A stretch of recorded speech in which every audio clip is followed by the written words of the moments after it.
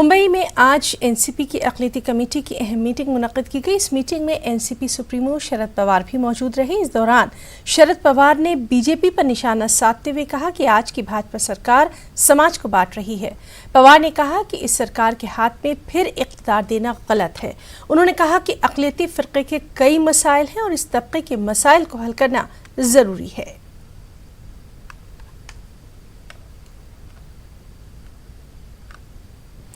वहीं मुंबई में NCP supremo Sharad Pawar की सदारत में पार्टी कारकुनान की मीटिंग में रियासती महाराष्ट्र में मुसलमानों को 5% रिजर्वेशन देने के अलावा रियासती अक़लियती कमेटियों को तहलील करके अजसर-ए-नौ तश्कील की बात की गई है।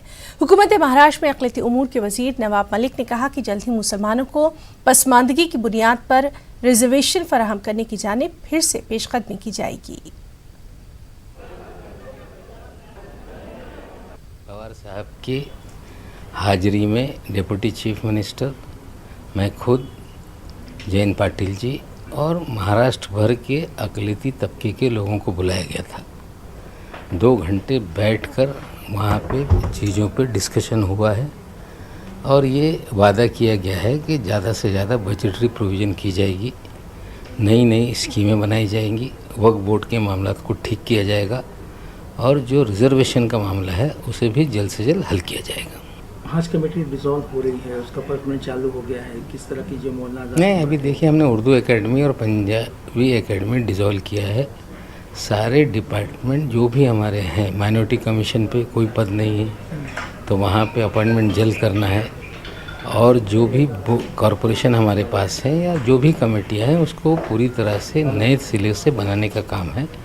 हमें लगता है कि 1 महीने के अंदर ये सारी कमेटियाँ, कॉरपोरेशन और कमीशन, इसमें हम लोगों को वहाँ पे जो भी अपॉइंटमेंट है वो पूरा करने का काम करेंगे।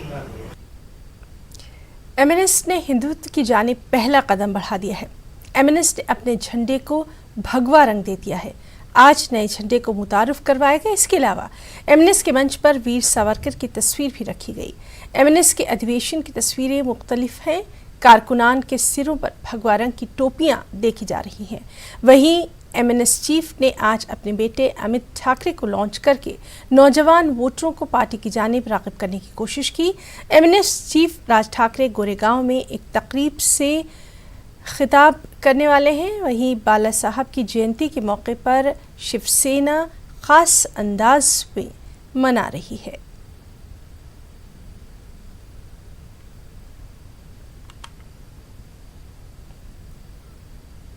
और नाज़रीन, हम सीधे रुख करेंगे हमारे साथी वसीम का और उन्हीं से जानेंगे। वसीम, जिस तरह से लगातार हम महाराष्ट्र की सियासत की बात कर रहे हैं तो अब एक नया रुख देखने में आ रहा है। एमएनएस ने हिंदुत्व की जानिब कदम बढ़ा दिया है।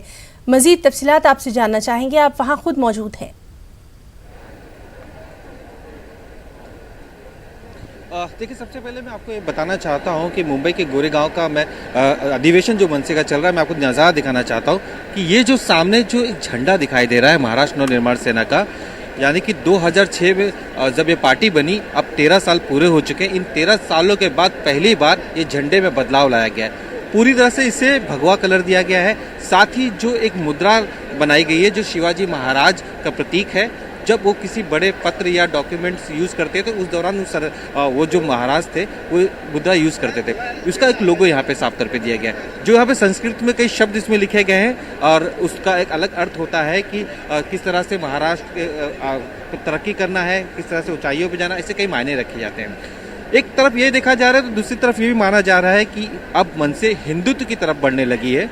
और जिस तरह से पिछले कुछ दिनों में हमने देखा कि जो राजनीतिक समीकरण बने हैं शिवसेना और जिस तरह से लगातार अलग रुख में नजर आ रही है महाविकास आघाड़ी की जो सत्ता बनी है, उस दौरान कांग्रेस एनसीपी के साथ आ गई है। तो कहीं ना कहीं मनसे ये जानती है कि अगर वो हिंदुत्व की तरफ बढ़ते हैं तो एक बड़ा फैक्टर फायदेमंद हो सकता है उनके लिए। और पिछले कुछ दिनों पहले जब बीजेपी के नेता देवेंद्र फडणवीस से मुलाकात राज ठाकरे की हुई थी और काफी देर तक चर्चा हुई थी, उस दौरान ये अंदाजा लगाया जाने लगा था कि मनसे हो सकता है कि हिंदुत्व की तरफ चले। जिस तरह से राज ठाकरे ने सोशल मीडिया में अपने जो झंडे और ये अपनी भावनाएं हैं वो लगातार 2 दिन से रख रहे हैं और साफ तौर पे कहीं ना कहीं ये बताने की कोशिश कर रहे हैं कि हिंदवी स्वराज को लेकर ये पूरी सत्ता बनाई जाएगी, सभी को साथ में लिया जाएगा। लेकिन जिस तरह से राजनीति के जानकार कहते हैं कि ये जो झंडा बदलना और जिस तरह से अपने बेटे अमित ठाकरे को बाकायदा राजनीति में प्रवेश कराना, कई रणनीतियां चेंज करना, आने वाले दिनों में नया समीकरण देखने मिल सकता है। लेकिन सबसे अहम बात यह है कि पिछले 13 सालों से जिन विचारों के साथ मनसे राजनीति करती चली आई और जिस तरह से उनको फायदा हुआ, क्या इस झंडे के बदलने से या अपनी रणनीति तय करने से उनको फायदा हो पाएगा या नहीं होगा? क्या महाराष्ट्र में एक नया समीकरण देखने मिल सकता है या नहीं मिल सकता है? क्योंकि शिवसेना ने अपनी जो भूमिका बदली है, इस भूमिका का क्या मनसे फायदा उठाने की कोशिश करेगी? जिस तरह से जब ये झंडा लॉन्च हुआ तो बीजेपी की तरफ से कई बड़े रिएक्शंस आए हैं और उन्होंने इसका स्वागत किया, तो हिंदुत्व को लेकर क्या कहते हैं राज ठाकरे, इस पर सबकी नजर होगी। कुछ देर में ही राज ठाकरे यहाँ पे अपने जो भाषण है उसकी शुरुआत करेंगे। यहाँ पे लोग सुबह से ही इस अधिवेशन में शामिल हुए। महाराष्ट्र को भी लॉन्च किया है और कहीं ना कहीं जो नौजवान हैं उनको रागिब करने की कोशिश की गई है।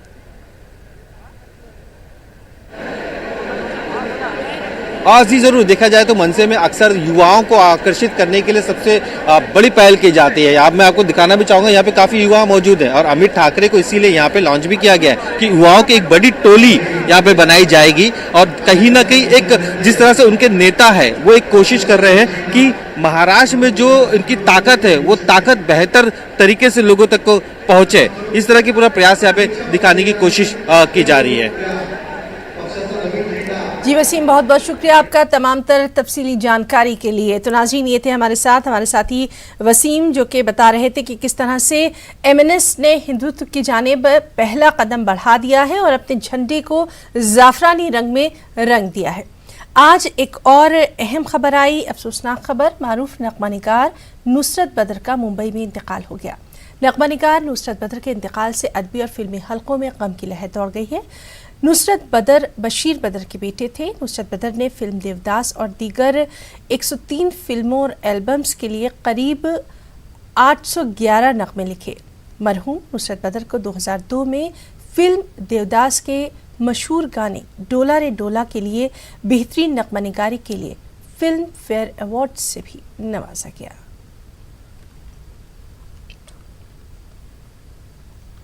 नाज़रीन, न्यूज़ 18 ने मरहूम नुसरत बदर के साथ ख़ास इंटरव्यू किया था, ख़ास मुलाकात की थी और साथ ही साथ प्रोग्राम दिल ने फिर याद किया में हमारी साथी शीबा लतीफ़ ने उनसे ख़ास बातचीत की थी। इंटरव्यू का एक छोटा सा हिस्सा हम आपको दिखाते हैं। हमारे सामने मौजूद है दिल ने फिर याद किया में आज हमारे खास मेहमान हैं नुसरत बदर साहब। बहुत बहुत इस्तकबाल है आपका हमारे शो में। बहुत बहुत शुक्रिया। लीक से हटकर बिल्कुल जुदा अंदाज, अलग से ख्यालात तो हर एक के दिमाग में आते हैं, अनगिनत ख्यालात, लेकिन उन्हें एक अलग जामा पहनाना, उसमें अलग अल्फाज का इस्तेमाल करना। हर कोई अल्फाज का इस्तेमाल करता है, हर एक शायर अगर वजूद में आया है कुछ लीक से हटके तो किया है, लेकिन वो लीक से हटकर जो दिलों को भी छुए और आपको दूसरे शायरों से जुदा कर दे, वैसा आपकी शायरी में। अलग की ही बात कर लीजिए। जी हाँ, अलग मेरी फिल्म में इत्तेफाक की बात है कि वो एक ऐसा गाना कि जिसमें हमारी फिल्म इंडस्ट्री के तमाम एक्टर एक्ट्रेस ने आके परफॉर्म किया उस गाने को। तो कोशिश मेरी हमेशा ये रहती है कि मैं थोड़ा सा अलग लिखूं, लेकिन कोशिश एक्चुअली सभी करते होंगे, लेकिन जिसकी जहाँ तक अप्रोच, जिसकी जहाँ तक पहुँच होती है वो वहीं तक कोशिश कर सकता है। जैसे मैं अपनी शायरी के अलावा मैं गुलजार साहब का यहाँ जिक्र करना चाहता हूँ कि अब जैसे गुलजार साहब ने कहा कि हमने देखी उन आँखों की महकती खुशबू, आँखों की खुशबू और देखी तो लीक से हटकर। हाँ, लीक से हटके। अब आम शायर जो लोग होंगे उन्होंने रिएक्ट किया होगा कि खुशबू कैसे देखी जा सकती है, लेकिन हम जैसा बड़ा मतलब गुलजार जैसा बड़े शायर का हम जैसा बड़ा फैन जो हम उनके बहुत बड़े फैन हैं, क्योंकि आपकी शायरी कहीं ना कहीं हद तक उनसे मुतासिर होती है। तो हमने लोगों से सवाल यही किया कि हमने देखा है, खुदा कहा, तो क्या खुदा देखा है आपने? शायर के तस्वुर में फिर भी आप खुदा पे यकीन करते हैं, ईश्वर पे भरोसा करते हैं, उसको मानते हैं, उसको पूछते हैं, उसकी इबादत करते हैं। और गुलजार ने कह दिया हमने देखी है खुशबू या हमने देखी है घटा, तो आप कहते हैं घटा देखी नहीं जा सकती, हवा देखी नहीं जा सकती, खुशबू महसूस करने की चीज़ नहीं, खुशबू को देखा जा सकता है, दिल तो होना चाहिए खूबसूरत आपका। और नाज़रीन, नुसरत बदर साहब के साथ लिया गया ये खुसूसी इंटरव्यू, पूरा इंटरव्यू आप आज रात 11:26 पर देख सकते हैं। औरंगाबाद से एक अहम खबर। औरंगाबाद में सीएए और एनआरसी के खिलाफ जारी जंजीरी हड़ताल को 2 हफ्ते मुकम्मल हो चुके हैं। दिल्ली की शाहीन बाग की हिमायत में शुरू हुई इस हड़ताल की मकबूलियत में लगातार इजाफा देखा जा रहा है। शहर की खवातीन इस जंजीरी हड़ताल में पूरे जोश व खरोश के साथ शिरकत कर रही हैं। कैंडल एहतजाज इसी का एक हिस्सा रहा। एक रिपोर्ट।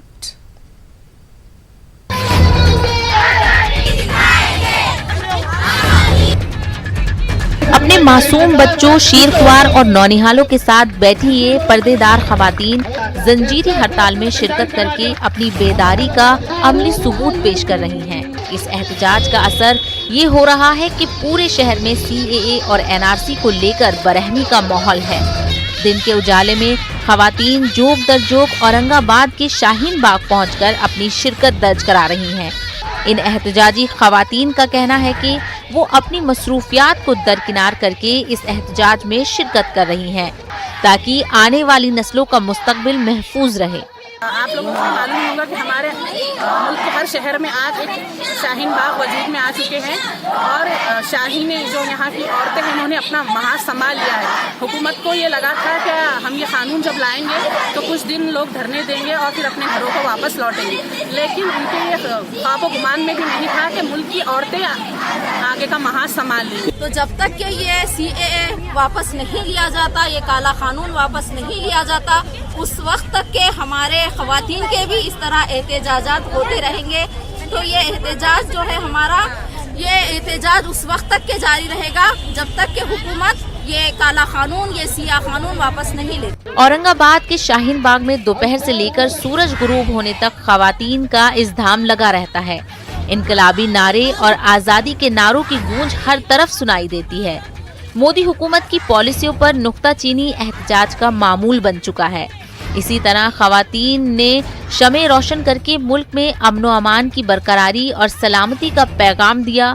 उनका कहना है कि मजहबी मुनाफरत की काली आंधी को अमन की शमा से ही दूर किया जा सकता है। नमाज इसलिए करें कि लौ से लौ जलेंगी तो पूरे इंडिया में इंशाल्लाह इसके खिलाफ एहतजाज बुलंद हो। सीएए है, ये तारीखी कानून है, ये काला कानून है और हम चिराग जलाकर एक सिंबॉलिक रोशनी कर रहे हैं ताकि हम ये बताएं हुकूमत को कि आप जो स्याही फैला रहे हैं, तारीकी फैला रहे हैं, उसमें रोशनी की किरण हमारे पास है। आप इस कानून को वापस लीजिए, हमारा एहतजाज जारी रहेगा। चिराग से चिराग रोशन करके ये खवातीन मुल्क भर में बेदारी का पैगाम जरूर दे रही हैं और पूरा मुल्क सरापा एहतजाज भी बना हुआ है, लेकिन बाबाए कौम की नामलेवा बीजेपी हुकूमत पर इसका कोई असर दिखाई नहीं दे रहा है।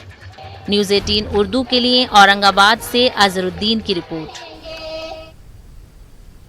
शहरियत कानून के खिलाफ एहतजाजी धरने के असरात को कम करने के लिए आज एक ऐसा वाक़या खड़गपुरा में पेश आया जिसने कुल जमाती तहरीक के जिम्मेदारान को भी फिक्र में डाल दिया है।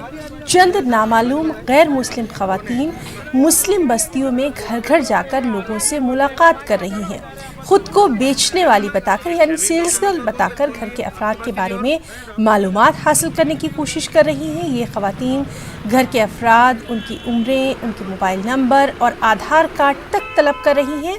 जैसे ही खड़गपुरा के मकामी नौजवानों को इस बात का पता चला, इन लोगों ने कुल जमाती तहरीक के जिम्मेदारान को इसकी खबर दी। कुल जमाती तहरीक के जिम्मेदारान ने मामले की तफसीलात जानने के लिए इन खवातीन को पुलिस के हवाले कर दिया। इनके खिलाफ शहर के वजीराबाद पुलिस स्टेशन में बाकायदा एक शिकायत भी दर्ज करवाई गई। आज 22 तारीख को खड़गपुरे में कुछ 10-12 लेडीज़ वीम नाम की कंपनी का एडवर्टाइज के लिए घर घर जाकर अपना प्रोडक्ट बेचने के नाम पर पर्सनल माहिती ले रही थी।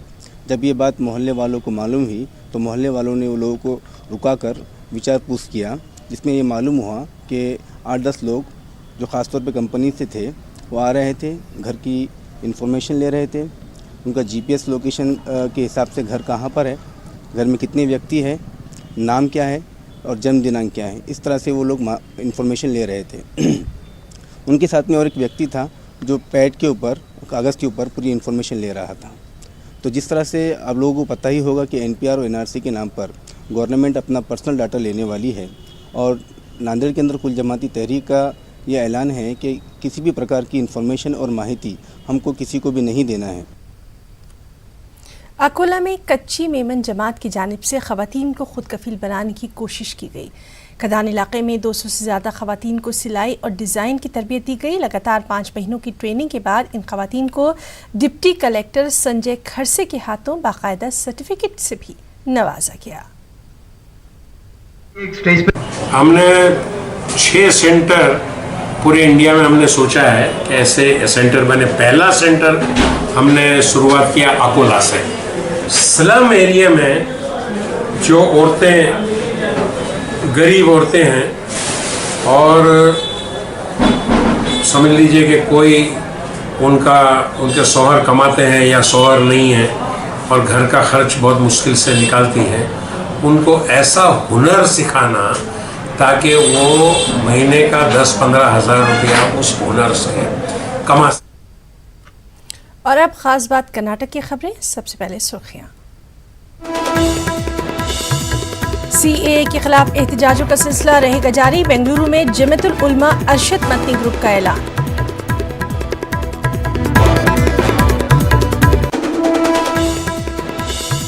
रायचूर में पुलिस पर एसडीआईपी कारकुनों के साथ जुल्म ज्यादती का इल्जाम। बीजेपी के जुलूस को स्याह परचम दिखाने पर पुलिस ने 11 कारकुनों को किया था गिरफ्तार।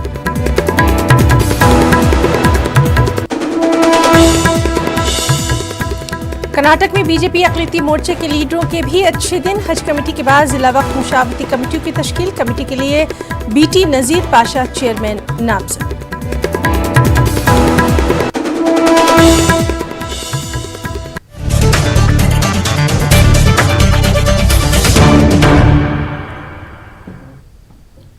जमीयतुल उलमा हिंद ने बेंगलुरु में कहा है कि सीएए के खिलाफ एहतजाजों का सिलसिला जारी रहेगा। जमीयतुल उलमा अरशद मदनी ग्रुप के नुमाइंदों ने कहा कि सीएए पर सुप्रीम कोर्ट को रोक लगानी चाहिए थी, लेकिन अदालत ने हुकूमत को जवाब देने के लिए 4 हफ्तों की मोहलत दे दी। जमीयतुल उलमा ने कहा कि हुकूमत को जल्द से जल्द अवाम के हक में फैसला लेना चाहिए।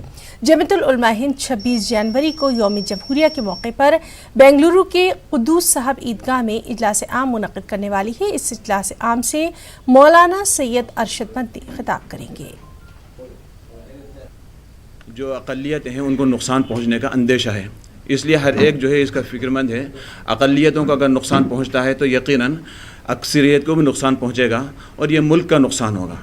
इसलिए जो फ़ैसला आया है, सुप्रीम कोर्ट का फ़ैसला काबिल क़दर है, हम उसका एहतराम करते हैं, लेकिन बहरहाल तशवीश इस बात की है कि अभी इसके ऊपर रोक नहीं लगाई गई है। आइंदा जो तारीख़ देंगे उम्मीद है कि इसके ऊपर रोक लगा दी जाएगी। आवाम तो इसको अपनी ज़िम्मेदारी समझकर अपने आप को रास्तों पर, मैदानों पर उतार चुकी है। अब ये ऐसा नहीं है कि भाई ये बंद होगा या आवाम खामोश, ऐसा मसला नहीं है। ये तो चलेगा, चाहे बरसों बरस चलेगा, लेकिन वो बरस लगने पर जो मुल्क के हालात होंगे, माशी हालात गिरते चले जाएंगे, इस पर बहुत बड़ी हुकूमत को सोचना चाहिए और आवाम की इस परेशानी को और आवाम के इन हालात को देखते हुए जल्द से जल्द इस पर फैसला हुकूमत को लेना चाहिए। वेलफेयर पार्टी ऑफ इंडिया ने सीए के खिलाफ मुहिम शुरू कर दी है। बेंगलुरु में दस्तूर बचाओ शहरियत बचाओ मुहिम का इफ्तिताह किया गया। पार्टी के रियासती जनरल सेक्रेटरी हबीबुल्लाह खान ने कहा कि वेलफेयर पार्टी ने दीगर तंजीमों के साथ मिलकर सीए के मुखालिफ एहतजाज में बढ़ चढ़ कर हिस्सा लिया है। हम अपने दूसरे कौम के लोगों को हमारे भाई सीए के ख़िलाफ़ और एनआरसी के ख़िलाफ़ ये जो कैंपेन पार्टी के नाम से कर रहे हैं, इससे पहले हम लोग सबके साथ मिलकर, हम भारत के लोग हैं, नाव भारतीय रूप कॉमन प्लेटफॉर्म से सबके साथ हम थे, और फिर हमारी पार्टी ने ये फैसला किया कि पार्टी के बैनर पर भी ये इसको फिर फर्दर आगे बढ़ाना है, क्योंकि ये तो ख़त्म होने वाला नहीं है जब तक अल्लाह वापस नहीं लेते। ख़वातीन आप अंदाज़ा लगा सकते हैं कि उनमें भी जो है इस मुल्क का जज्बा, इस मुल्क को बचाने का, इस मुल्क के संविधान को बचाने का जज्बा उनमें भी है। तो मैं तमाम शाहीन बाग में बैठी हुई ख़वातीन को मुबारकबाद देती हूँ और हम भी पूरी कोशिश यही कर रहे हैं कि हम भी यही तरह का जो है प्रोटेस्ट करें। एयरपोर्ट में तो ये एयरपोर्ट में बॉम्ब रखा गया है, वो दिन तो पूरा अखबारों में, मीडिया में आप देखे होंगे किस तरह लोगों को भड़काया गया था और एक कौम के ऊपर ये पूरा इल्ज़ाम डाला गया था, ये कौम है, ये किए हैं बोल के। लेकिन वेरी नेक्स्ट डे जब ये बॉम्ब का आरोपी जब मिल गया है तो तब सबका ये रवैया चेंज हो गया और ज़्यादातर हमारा होम मिनिस्टर ने बताया कि वो मानसिक अस्वस्थ है बोल के। क्यों, हमारा क्वेश्चन ये है, क्यों अगर नाम बदलते ही बॉम्ब का वज़न कम होता है, बॉम्ब का वो कम होता है और ये मानसिक अस्वस्थता क्यों होता है? Social democratic party of India ने कर्नाटक के रायचूर जिले के देवदुर्ग पुलिस सब इंस्पेक्टर पर पार्टी कारकुनों के साथ जुल्म ज्यादती और हिरासत करने का इल्जाम लगाया। एसडीपीआई लीडरों ने आज रायचूर में मीडिया के नुमाइंदों को बताया कि 20 जनवरी को देवदुर्ग में बीजेपी की जानिब से शहरियत कानून की तायद में निकाले गए जुलूस के दौरान स्याह परचम दिखाने पर सब इंस्पेक्टर एलबी अग्नि ने पार्टी के 11 कारकुनों को गिरफ्तार किया और बाज लीडरों को भी जुदोकोब किया गया। काला झंडा बताए, तिरंगा भी बताए, तो पुलिस वाले पीएसआई और उनका साथ में रहने वाले तिरंगा को फाड़े। तिरंगा को पीएसआई कौन है? पीएसआई अग्नि देवदुर्गा। तिरंगा को फाड़ के काला झंडा को निकाल के फेंक के एक रूम में डाल के पूरों को 11 जन लगातार मारे, ऐसा बहुत मारे। गंडरक के बोलते हम लोग कई को मार रहे बोल के पूछे तो गंडरक को बोलते तुम देशद्रोही है। पीएसआई अग्नि मेरे को गंडरक की बात करें, क्या बोले? देशद्रोही है तुम लोग, पाकिस्तान को जाओ, अफगानिस्तान को जाओ, तुम लोगों को शूट करा तो मैं शाम तक मेरे को प्रमोशन मिलता। सीए के खिलाफ वेलफेयर पार्टी ऑफ इंडिया की गुलबर्गा यूनिट ने एक हफ्ता तवील मुहिम शुरू करने का ऐलान कर दिया है। प्रेस क्लब पर मीडिया नुमाइंदों खिताब करते हुए पार्टी के जिम्मेदारान ने इस पर तफसीली रोशनी डाली। पार्टी लीडरान के मुताबिक अवाम में सीएए के नुकसानात के ताल्लुक से शऊर बेदार करना इसका अहम मकसद है।